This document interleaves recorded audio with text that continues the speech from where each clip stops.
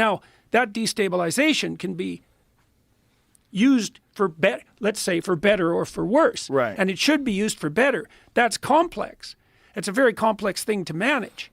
And so Carl Jung said that one of the main functions of religion was to stop people from having religious experiences.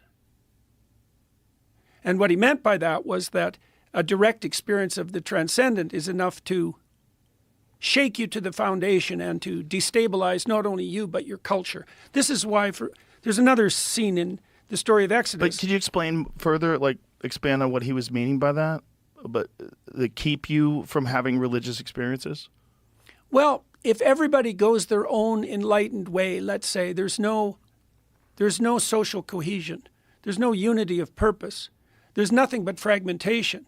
And part of the danger of the hippie movement in the 1960s was a counter-social fragmentation.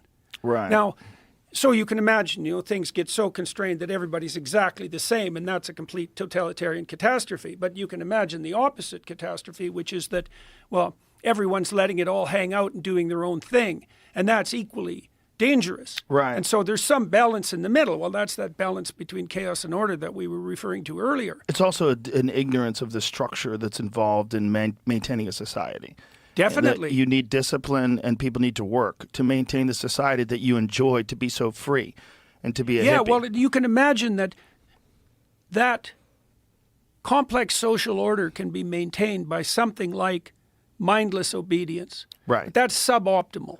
What you'd really want is enlightened responsibility. Right. Right. Now, right. That's a great way to put it. Right. That's a very hard thing to pull off, though, because it means that you have to leap out of the box of social constraint, and you have to take the responsibility onto yourself